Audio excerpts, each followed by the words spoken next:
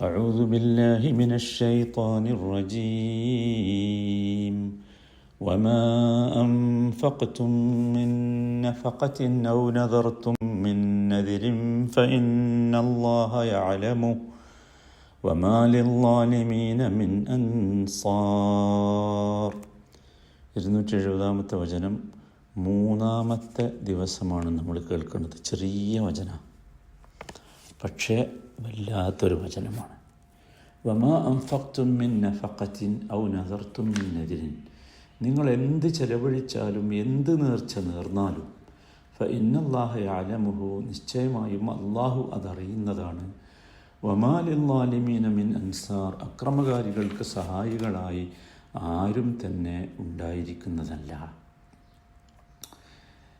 നമ്മളിതിൻ്റെ വിശദീകരണം പറഞ്ഞു, ഇതിനെ നമ്മൾ തദബ്ബുർ ചെയ്തു. സഹോദരങ്ങളെ, ഈ വചനത്തിൽ നിന്ന് നമ്മൾ ഗ്രഹിക്കേണ്ട, നമുക്ക് കിട്ടേണ്ട കുറേ കാര്യങ്ങളുണ്ട്. അതിലൊന്നാമത്തേത് എല്ലാവരും ശ്രദ്ധിക്കണം. അതിലൊന്നാമത്തേത്, ചെലവഴിക്കുന്നത് കുറച്ചാണെങ്കിലും കൂടിയാലും അതിന് പ്രതിഫലം കിട്ടും. അൻഫഖ്തും മിൻ നഫഖത്തിൻ, മിൻ നഫഖത്തിൻ എന്ന വാക്കുണ്ടല്ലോ, അത് അറബി ഭാഷയുടെ ഗ്രാമർ അനുസരിച്ച് നെക്കിറയായാണ് വന്നത്. നെക്കിറ, എന്ത് ചെലവഴിച്ചാലും ഇപ്പോൾ മനസ്സിലായില്ലേ? അതിൽ എന്ത് പെടും? അതിൽ തഷ്മലുൽ ഖലീൽ വൽ കസീർ, അതിൽ കുറച്ചായാലും അതിൽ പെടും, കൂടുതലായാലും പെടും. മനസ്സിലായല്ലോ? പ്രതിഫലവും നോക്കൂ, അള്ളാഹു നൽകുന്ന സവാബും നമ്മുടെ ക്വാണ്ടിറ്റിയുമായി വലിയ ബന്ധമൊന്നുമില്ല. അള്ളാഹു നൽകുന്ന സവാബ് പ്രതിഫലം ക്വാണ്ടിറ്റി ആയിട്ട് ബന്ധമില്ല, അതിന് ക്വാളിറ്റി ആയിട്ടാണ് ബന്ധം. ക്വാണ്ടിറ്റി ആയിട്ട് ബന്ധമില്ല എന്ന് പറഞ്ഞാൽ കുറേ കൊടുത്താൽ കുറേ പ്രതിഫലം കിട്ടൂല എന്നല്ല അർത്ഥം. നേരെ മറിച്ച് കുറേ കൊടുക്കാൻ കഴിയാത്ത ഒരാൾ കുറച്ച് കൊടുത്തു എന്ന് വെക്കുക, അയാൾക്കും കിട്ടും ഈ കുറേ കൊടുത്തവനെ പോലെ തന്നെ പ്രതിഫലം.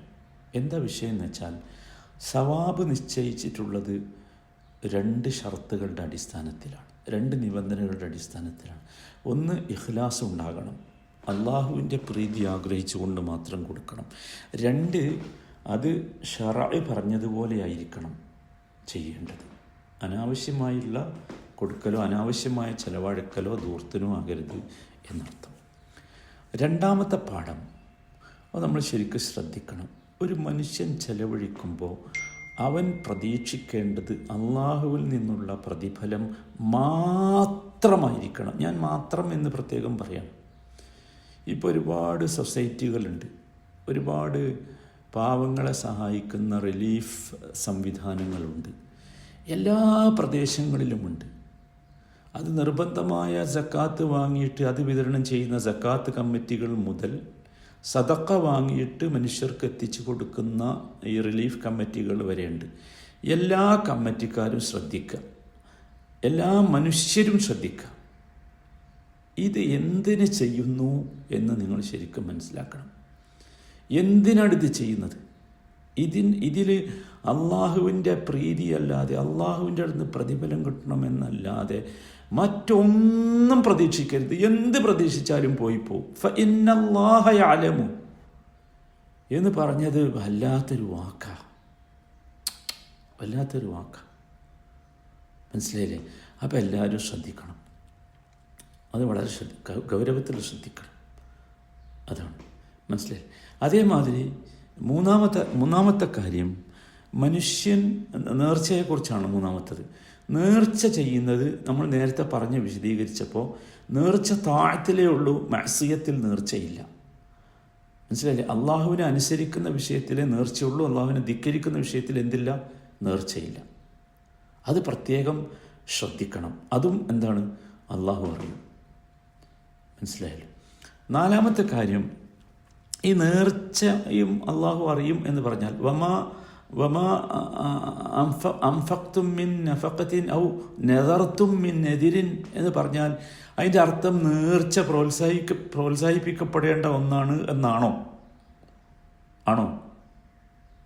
അല്ല, അങ്ങനല്ല.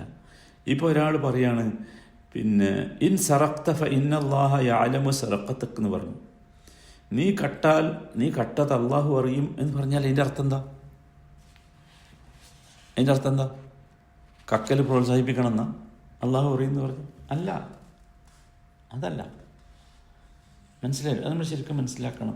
നേർച്ച സത്യത്തിൽ പ്രോത്സാഹിപ്പിക്കപ്പെടേണ്ട ഒന്നല്ല. റസൂൽ ഇഷ്ടപ്പെടാത്ത ഒരു സംഗതിയായിരുന്നു ഈ നേർച്ച. പക്ഷേ നിരോധിച്ചിട്ടില്ല. അതിന് കാരണം പറഞ്ഞത് അത് ഈ പിശുക്കന്മാരുടെ സമ്പത്ത് പുറത്തു കൊണ്ടുവരാനുള്ള ഒരു വഴിയാണ് എന്നാണ്. മനസ്സിലായല്ലോ? എന്നാൽ നേർച്ച എന്ത് ചെയ്യണം? നേർച്ച നേർന്നു കഴിഞ്ഞാൽ അത് പൂർത്തിയാക്കണം. മൻ നദറ അൻ യുതിഅ അല്ലാഹ് ഫൽയുതിഉഹു. അതാണ് നബി സല്ലല്ലാഹു അലൈഹി വസല്ലമയുടെ വാക്ക്. നേർച്ച, നിങ്ങൾ അള്ളാഹുവിനെ അനുസരിക്കുന്നൊരു വിഷയത്തിൽ നേർച്ച നേർന്നാൽ നിങ്ങൾ എന്ത് ചെയ്യണം? അനുസരിക്കണം. മനസ്സിലായല്ലോ? അഞ്ചാമത്തെ കാര്യം, അള്ളാഹുവിൻ്റെ ഇൽമ്, അള്ളാഹു അറിയും എന്ന് പറഞ്ഞാൽ അത് ആമാണ്.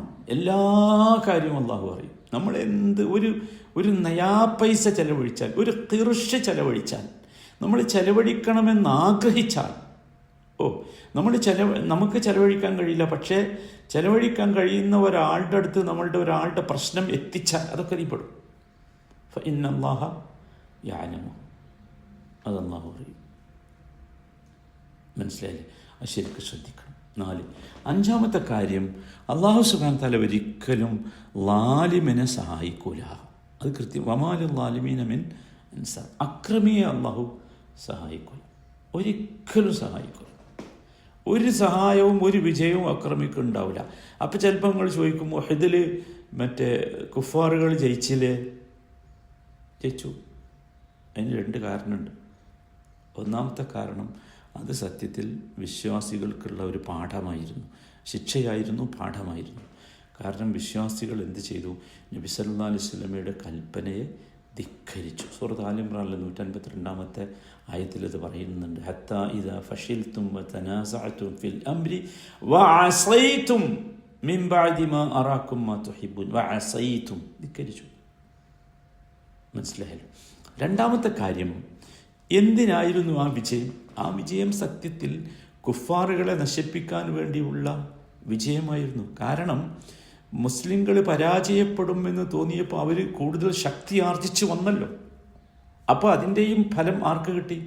മുസ്ലിങ്ങൾക്ക് കിട്ടി. അതാണ് നമ്മൾ മനസ്സിലാക്കേണ്ടത്. ഒരിക്കലും ഇസ്ലാമിനോ മുസ്ലിങ്ങൾക്കോ എവിടെയെങ്കിലും ചെറിയൊരു പരാജയം വന്നാൽ അതിങ്ങനെ പർവ്വതീകരിക്കണ്ട. അതിൻ്റെ നേട്ടം വരാനേ ഇരിക്കുന്നുള്ളൂ. അതാണ്, അത് മനസ്സിലാക്കണം. വലിയുമഹിസല്ലാഹു അല്ലദീന ആമനു വയംഹഖൽ കാഫിരീൻ. അതാണ് വിശ്വാസികളെ പ്യൂരിഫൈ ചെയ്യുവാനും അതുപോലെ കാഫറുകളെ നശിപ്പിക്കുവാനുമുള്ള ഒരു പരാജയമാണ് യഥാർത്ഥത്തിൽ അത്. മനസ്സിലായല്ലോ? അതൊക്കെ നമുക്ക് വിജയം തന്നെയാണ്. അപ്പോൾ ചുരുക്കത്തിൽ എന്താ വെച്ചാൽ, അള്ളാഹു ഒരിക്കലും ഈ അക്രമികൾ എന്ത് ചെയ്യില്ല? സഹായിക്കില്ല. അത് നമ്മൾ ശരിക്ക് മനസ്സിലാക്കാനാണ്. 6ാമത്തെ കാര്യം, നോക്കൂ, നമ്മളെ ഒരാൾ അക്രമം ചെയ്യാൻ വേണ്ടി വിളിച്ചാൽ നമ്മൾ ആ വിളി സ്വീകരിക്കരുത്. ഒരന്യായം ചെയ്യാൻ വേണ്ടി അന്യായം ചെയ്യാൻ കൂട്ടിക്കാൻ പാടില്ല. അന്യായം ചെയ്യാൻ നമ്മൾ കൂട്ടിക്കാൻ പാടില്ല. നമ്മളെ ഭാഗം ന്യായമായിരിക്കണം. മനസ്സിലായല്ലോ? അന്യായം ചെയ്യാൻ വേണ്ടി ഒരാൾ നമ്മളെ വിളിച്ചു, നമ്മൾ അടുത്ത ഫ്രണ്ടാണ്, വിളിച്ചു, അവൻ്റെ കൂടെ നമ്മൾ കൂടി, അത് അവനുള്ള സഹായമാണ്. ഇന്നഹു ലാ യുഫ്ലിഹുൽ ളാലിമൂൻ അള്ളാഹ് പറഞ്ഞിട്ടുണ്ട്. ഒരിക്കലും അക്രമികളെ അള്ളാഹു എന്ത് ചെയ്യൂല? വിജയിപ്പിക്കൂല. മനസ്സിലായല്ലോ? 7ാമത്തെ കാര്യം, നോക്കൂ, അള്ളാഹുവിൻ്റെ പ്രതിഫലം. ഞാൻ പറഞ്ഞു പ്രതിഫലത്തിൻ്റെ ക്രൈറ്റീരിയ ക്വാളിറ്റിയാണ്, എന്തല്ല ക്വാണ്ടിറ്റി അല്ല എന്ന് പറഞ്ഞു. അത് ഖുർആൻ പച്ചയായി ഒരുപാട് സ്ഥലങ്ങളിൽ പറഞ്ഞിട്ടുണ്ട്. ഒരുപാട് സ്ഥലത്ത്. സൂറത്തു സൽസല നമുക്കറിയാലോ. ഫമൻ യഅമൽ മിസ്ഖാല ദർറത്തിൻ ഖൈറൻ യറഹ് വമൻ യഅമൽ മിസ്ഖാല ദർറത്തിൻ ശർറൻ യറഹ്. അവിടെ ക്വാണ്ടിറ്റിൻ്റെ അളവ് എങ്ങനെയാണ് പറഞ്ഞത്? മിസ്ഖാല ദർറ. പണ്ട് നമ്മളൊരു അണുമണി തൂക്കം എന്നൊക്കെയാണ് ഞാൻ അർത്ഥം പറഞ്ഞത്.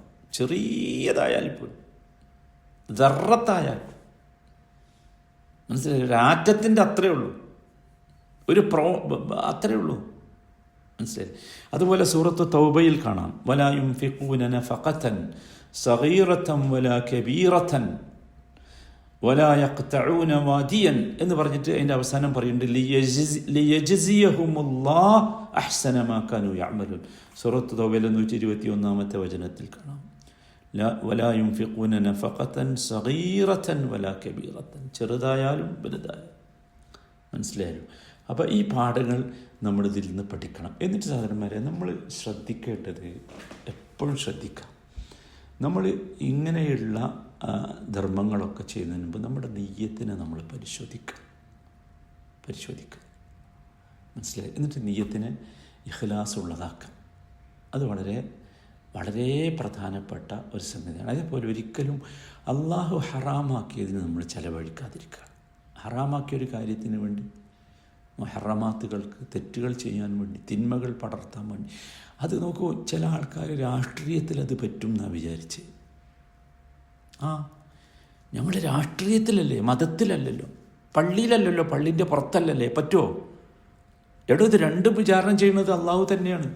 നമുക്ക് പറ്റൂല, മുസ്ലിമിന് പറ്റൂല. മനസ്സിലായല്ലോ? അത് ശരിക്കും നമ്മൾ എന്താക്കണം, ശ്രദ്ധിക്കണം. നോക്കൂ, മറ്റൊരു കാര്യം ഞാനത് പ്രത്യേകം പറയാൻ ഉദ്ദേശിക്കണം. എന്താ വെച്ചാൽ, ഏതൊരു കാര്യത്തിൻ്റെയും അന്ത്യം നമ്മൾ ശ്രദ്ധിക്കണം. അന്ത്യം നമുക്ക് പ്രതിഫലം കിട്ടുക അതിൻ്റെ അന്ത്യം അനുസരിച്ചായിരിക്കും. അതാണ് വമാലിൽ ളാലിമീന മിൻ അൻസാർ എന്ന് പറഞ്ഞത്. മനസ്സിലായല്ലോ? പിന്നെ ഈ ആയത്തിൽ നിങ്ങൾ ഒരു അത്ഭുതം ശ്രദ്ധിച്ചോ? അതെന്താ വെച്ചാൽ, നഫഖത്തും നദറും ചേർത്ത് പറഞ്ഞു. ദാനം ചെയ്യലും അല്ലെങ്കിൽ ചെലവഴിക്കലും ഈ നേർച്ചയും എന്തുകൊണ്ടാണ് നമ്മൾ ശ്രദ്ധിച്ച? എന്താ? ഒന്നാമത്തേത്, നഫഖത്ത് എന്ന് പറഞ്ഞാൽ ഒരു മനുഷ്യനിൽ നിന്ന് സ്വയം ഉണ്ടായി വരുന്നതാണ്. നദറോ, നദർ അങ്ങനല്ല, അത് നിർബന്ധപൂർവം ചെയ്യേണ്ടി വരുന്നതാണ്. അപ്പോൾ ഈ ആയത്തിൽ എന്തുണ്ട്? സ്വയം ചെയ്യുന്നതുമുണ്ട്, നിർബന്ധമായി ചെയ്യേണ്ടി വരുമ്പോൾ വരുന്നതുമുണ്ട്. മനസ്സിലായല്ലോ? അപ്പോൾ അത് നമ്മൾ ശരിക്ക് ശ്രദ്ധിക്കുക. അതുപോലെ തന്നെ ഈ ആയത്തിൽ നിങ്ങൾ കണ്ടോ, ഇതിൽ വഅദുമുണ്ട്, വഈദുമുണ്ട്. വഅദ് എന്ന് പറഞ്ഞാൽ വാഗ്ദാനമാണ്, വഈദ് എന്ന് പറഞ്ഞാൽ മുന്നറിയിപ്പാണ്. ആദ്യത്തെ പാർട്ട് വഅദാണ്. അള്ളാഹുവിൻ്റെ വജ്ഹ് ആഗ്രഹിച്ചുകൊണ്ട് ചെലവാക്കിയാൽ അത് ചെറുതാണെങ്കിലും എന്തുണ്ടാവും? അത് അള്ളാഹു കാണും, അതിന് പ്രതിഫലം കിട്ടും.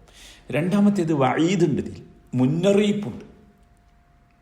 അതാണ് വമാലിൽ ളാലിമീന മിൻ അൻസാർ എന്ന് പറഞ്ഞു. അള്ളാഹുവിൻ്റെ വജ്ഹ് ആഗ്രഹിച്ചുകൊണ്ടല്ല, റിയാഇന് വേണ്ടിയാണ്, സുംഅത്തിന് വേണ്ടിയാണ് ചെലവാക്കിയതെങ്കിൽ അതും എന്തു ചെയ്യും? അതിന് ഇവിടെ വഈദാണ്, മുന്നറിയിപ്പാണ്, താക്കീതാണ്. മനസ്സിലായില്ലേ? അപ്പം വലിയൊരു സന്ദേശമാണ് ചെറിയ വചനം നമുക്ക് നൽകുന്നത്. ഒരിക്കലും നിങ്ങൾ മനുഷ്യരുടെ സർട്ടിഫിക്കറ്റിന് വേണ്ടി കാത്തു നിൽക്കരുത്. അള്ളാഹു അറിയും, അള്ളാഹു അറിയണം. അതേ ഉള്ളൂ. അവിടെയാണ് എന്ത് പ്രതിഫലം നമുക്ക് അവിടെ നിന്നാണ് ഗ്യാരണ്ടി ആയിട്ട് കിട്ടുക എന്നർത്ഥം.